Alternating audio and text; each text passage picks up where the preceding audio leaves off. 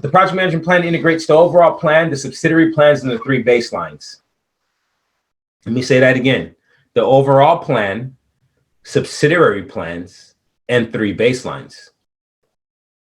That sounds like 3 different things that we've got going on, and it kind of is 3 different things. So the baselines are the approved versions of your plan. So there's going to be a scope baseline that'll get approved, right? Your scope statement, your WBS dictionary, or if you have a backlog. There's going to be a cost baseline. What we typically refer to as the project budget is the cost baseline, right? And then there's going to be the schedule baseline, you know, the timeline that the customer has signed off to. Those are the baselines. We're going to get a bunch of subsidiary plans. They're going to tell us how to do stuff, not what to do, but how to do it. And then we've got the overall plan, which is coming from the charter, if you will. So the whole goal of this thing, right? And once any of these baselines, once the plan has been approved, you can only change it using an integrated change control process, meaning you've got to go get some type of approval and sign off in order to make a change to it. So the baselines are established as we create the project management plan, all right? And it uses the change control process to react to the realities, meaning although we want to try to prevent any changes. If they come in, we welcome them, and we want to just integrate them and make sure that, you know, everybody's on the same page and our documents are updated, et cetera, et cetera. Pretty standard stuff, but there is some complexity to what we're doing. So what's happening? There we go. So CJ, CJ, this is Mike. Sorry for chiming in, but along with those baselines, those configuration items that we'll need, you know, as well as the baselines, there's certain configuration items as well that need to go through a formal change if they needed to be modified, etc. Correct? So okay, this is a good question. We're going to get to that in like maybe a couple weeks when we get to perform integrated change control. But I'll touch on it now by saying this: when you make a change, right? And we're going to see this in the plans. Actually, we're going to touch on it. There's a change management plan and a configuration management plan, and the configuration items aren't necessarily changed, they're updated. So think of this as your release notes. This is how we know the difference between an iPhone 6 or 6S. We made a change to the product, and so now the configuration management system tells us that we need to have a new manual provided to users. We need to have new system documentation and that type of deal. So we don't necessarily make changes to configuration, although we can, and I'm going to touch on that in a second. All right, so we're going to look at the charter, outputs from the other processes. Underline this piece here because we won't be done with this process, even though we're starting it now. We're not going to be done with this process until we've completed all the processes in this planning process group that we've chosen. Remember, we're going to tailor our project. So depending on the size of your project, you may not use all the processes in the planning process group. Since we're building a rocket ship over the next few weeks for this project, we're going to use them all. And when we're done, that's when, then and only then, will we be done with developing the project management plan. Okay, so just keep that in mind. We're not going to actually be done with this process until then. We will also take EEFs and OPAs into account. You're going to see this in almost every process. We're going to be taking these things into account, and it makes sense. You always have to consider the environment that you can't affect, and then you got to think what the company has and their policies and procedures. We'll use these tools and techniques. We've seen these already, but we'll still deep dive into them. And the output will be a project management plan. That's the goal. So the project management and the subsidiary plans, all right, they're produced as a result of this plan, but really the other planning processes. So these ones here, here's our 12 subsidiary plans, okay? Then you get the 3 baselines, the performance measurement baseline, I guess you get that. And then there's also the life cycle description and a development approach. These things should be called out in the charter, and if not, certainly in the project management plan. If you don't have an idea, because sometimes the project's too high level at that point, at least in the project management plan, you should call out, the approach that you're using to manage this project and describe the life cycles as well. Okay, so let me talk about numbers 1 through 12. I'm going to use Simon Sinek. I use, anybody familiar with Simon Sinek? Yeah. TED Talk sensation, right? Yes. So he has a TED Talk, 17-minute TED Talk. I recommend you all watch it on your own time. I'm going to attempt to sum that up in about 60 seconds. And he uses something what's called, and here I'll draw it on the screen. He calls it the golden circle, or an inside-out approach, or begin with the why. So if I do a why here, and I were to draw a circle, and then we got a how, and then we get another circle there, and a what. Excuse my handwriting. I'm on the tiny little iPad, but so you get that there, right?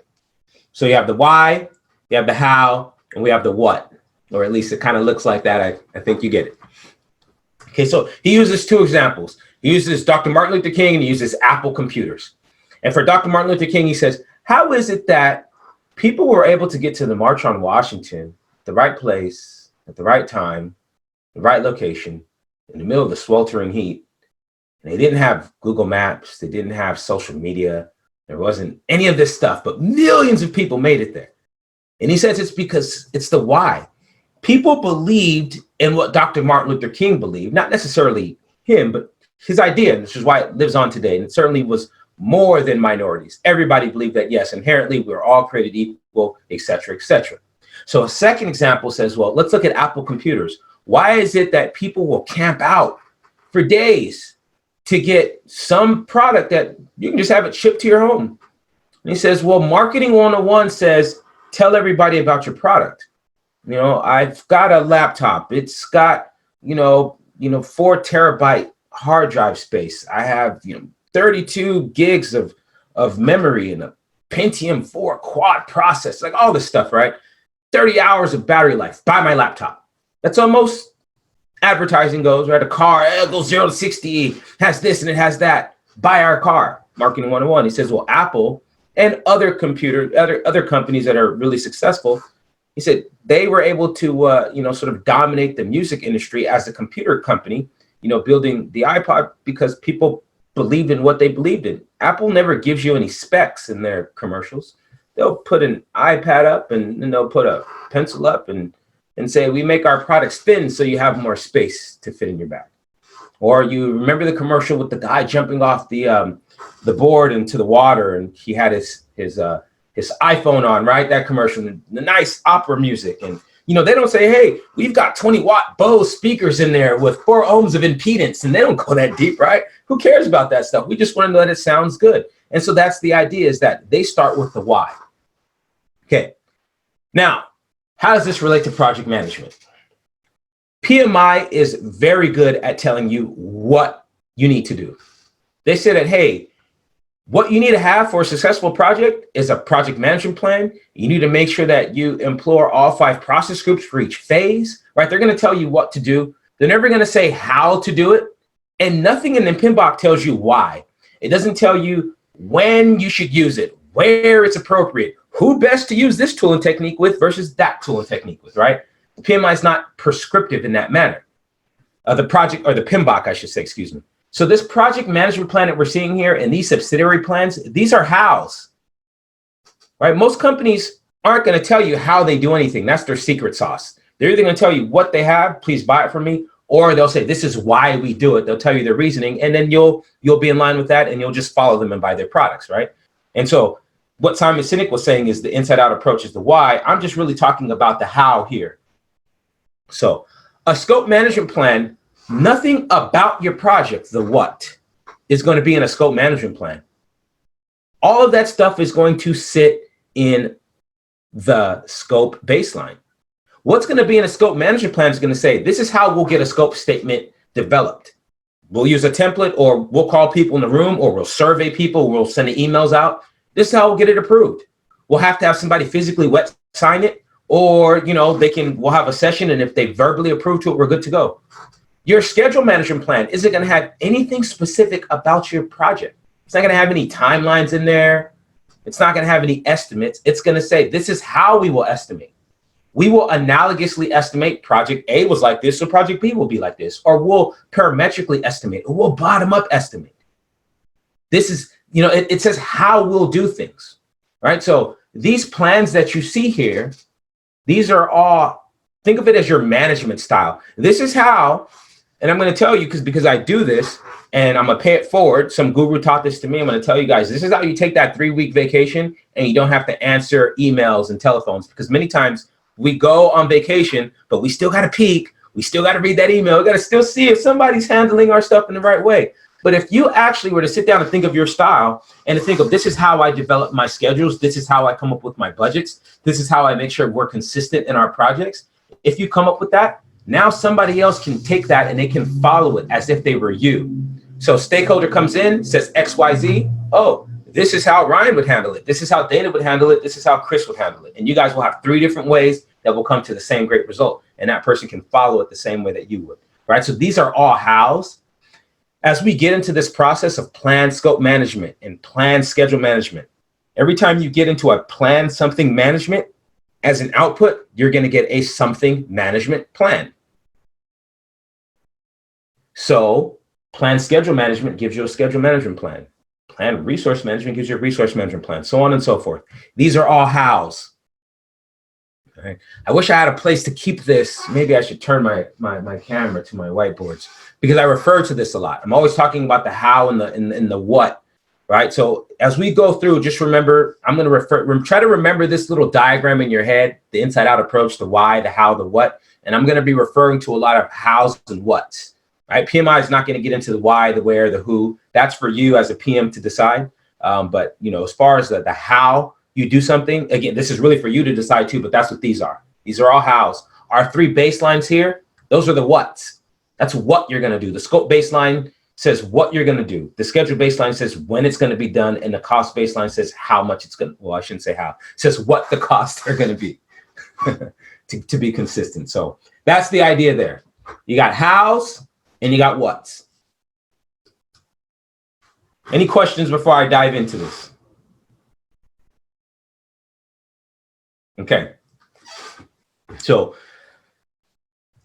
we saw the inputs, tools, techniques, and outputs, charter. The key input here that for this process is going to be the charter. And here goes that word again. The charter's high level. Anytime you see that word high level, it's going to be the charter and only charter, all right? The initiating process group, and then the charter specifically. The charter's high level information, right? The subsidiary plans, the baselines, and the lessons learned, they become the project management plan. And for version 6 of PMI, the lessons learned become a part of it, because we're managing project knowledge now. This is a new process, manage project knowledge. And so we're integrating these more frequent, shorter duration retrospectives, if you will, rather than one big, long lessons learned at the end. So charters are starting point. So why it's a key input here. Sort of the goals, everything points back to the charter. The charter is our why, by the way. If you think about it, the business case, that's in the charter. The benefits management plan, that's in the charter. That's our why. That's our why.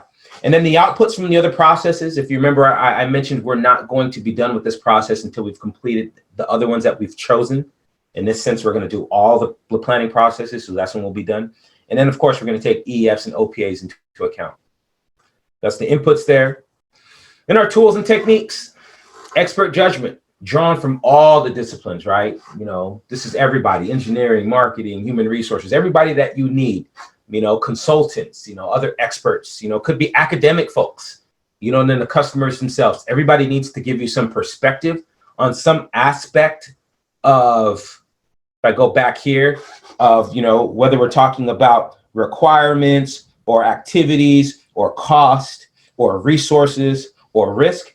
All those things are going to come from the different people within your projects. Oops, excuse me. Where did I go? You're going to be drawn from all of these folks. You're gathering all the data as you're drawing this information, right? Whether you're using focus groups, remember 2 or more subject matter expertise with the same domain knowledge. You may interview folks, checklists. These are not all, but these are just some of the ways that you may gather data from people. And of course, you're going to use your interpersonal and team skills to manage conflicts and facilitate things. So You may have a kickoff meeting.